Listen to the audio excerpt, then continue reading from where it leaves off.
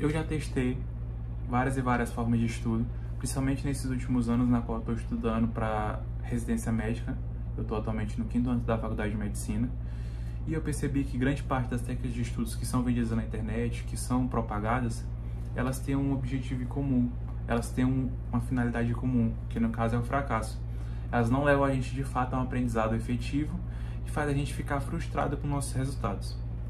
E eu percebi que, fazendo uma comparação com os atletas olímpicos, por exemplo, com os atletas de alta performance, o estudo ele pode ser visto de outra maneira e ele pode ser mais eficaz.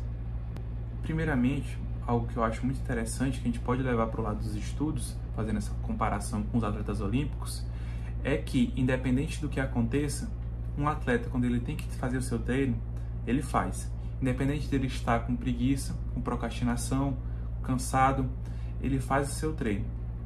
E, fazendo uma comparação com os estudantes, um estudante que de fato ele quer atingir ótimos resultados, ele quer passar num bom concurso, ele quer se destacar, ele vai ter que estudar todo dia. Nem que seja 1 a 2 horas por dia, não precisa ser necessariamente 6 a 8 horas por dia, mas mantendo uma frequência diária, uma constância, ele consegue de fato atingir bons resultados, ele consegue evoluir, ele consegue galgar novas posições, novos patamares. E é algo interessante da gente entender, por quê? Porque na vida, não só nos estudos, mas na vida como um todo, a gente vai ter como se fosse uma onda. Vão ser momentos de oscilação. Vai ter momentos na qual a gente vai estar em ápice, a gente vai estar mais entusiasmado, vai ser mais fácil estudar, a gente vai acordar com o pé direito, a gente vai conseguir responder algumas questões ou ler algum assunto e vai entender muito facilmente. Mas vai haver momentos na qual a gente vai estar mais desmotivado. Vai ter acontecido algo de ruim na sua vida, você vai ter brigado com a sua namorada, ou alguma coisa aconteceu no trabalho, na faculdade, e vai ser mais difícil você estudar. Mas você tem que estudar independente do que aconteça. Você tem que estudar, você tem que manter um momento de foco, você tem que reservar um momento de foco para conseguir manter aquela constância que a gente já conversou, que é interessante. E o que é que podemos entender a partir disso?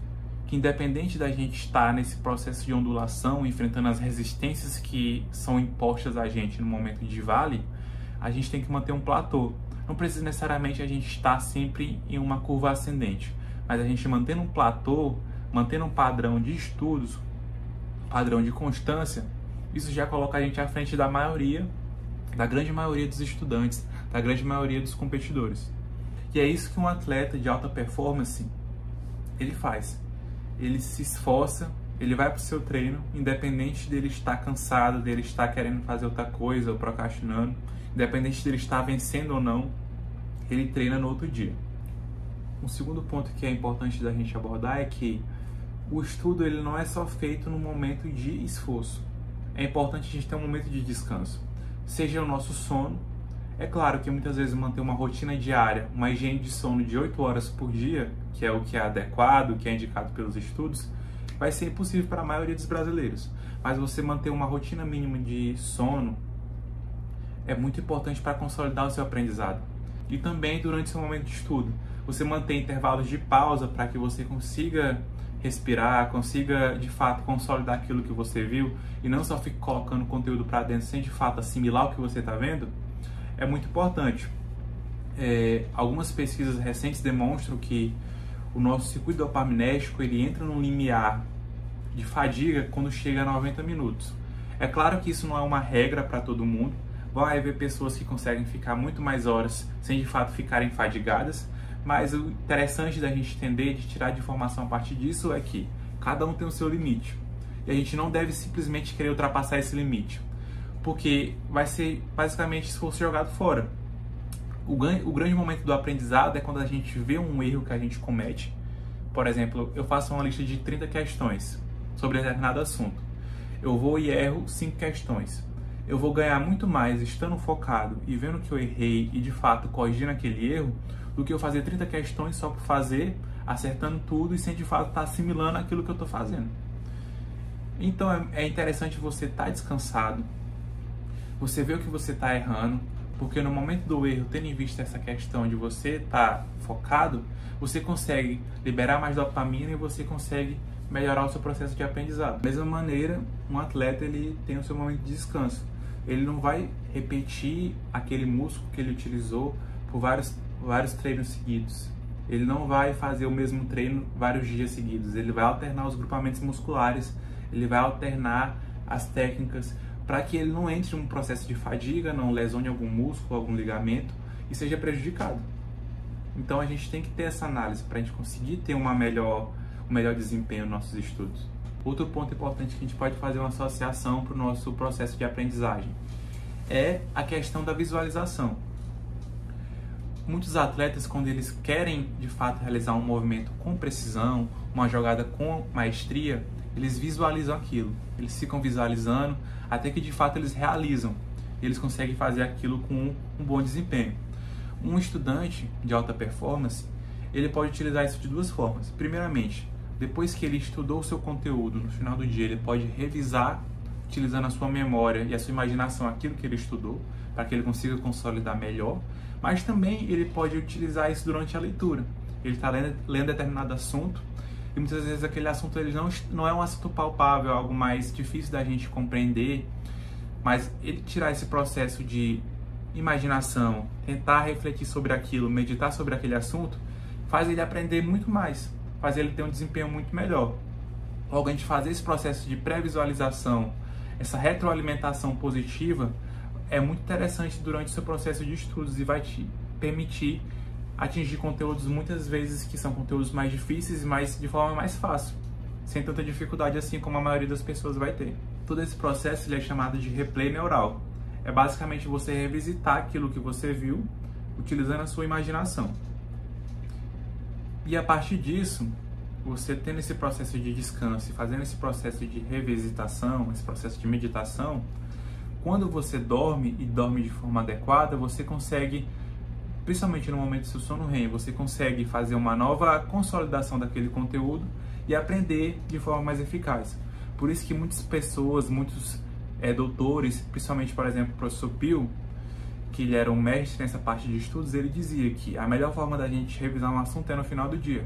Porque no final do dia você vai estar prestes a dormir, você vai estar num processo de limiar, que é o momento na qual o seu cérebro ele vai estar liberando mais ondas θ, que são ondas associadas com o melhor processo de aprendizagem.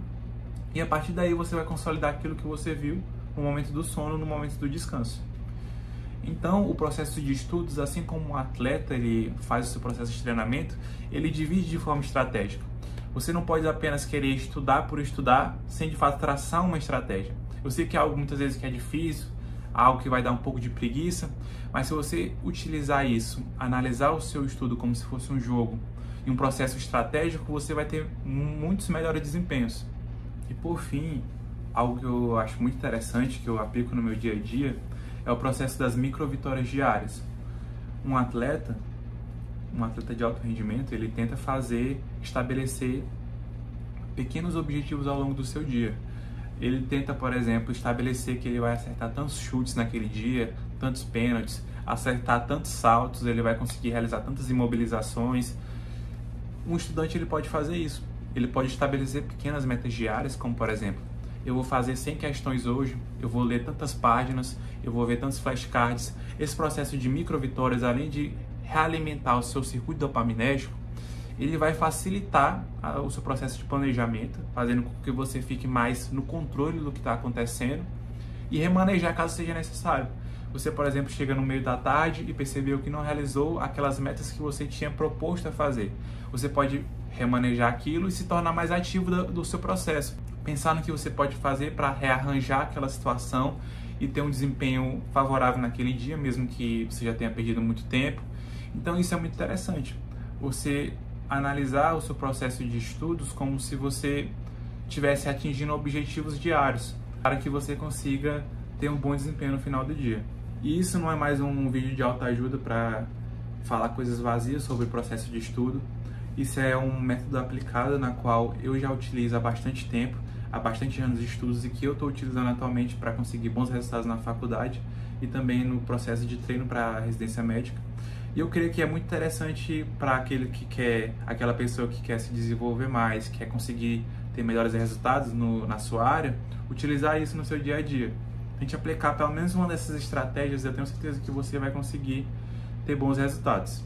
Até porque, assim como um atleta olímpico, o melhor estudante não é aquele que estuda mais em determinado dia, mas sim aquele que mantém uma constância. E não é só sobre aquele que é mais inteligente, mas aquele que também é mais esforçado, que mantém uma constância diária, como eu já mencionei para vocês, e que consegue sincronizar tanto o seu cérebro como o seu corpo de forma equilibrada, não se desgastando no processo e conseguindo reter mais conteúdo.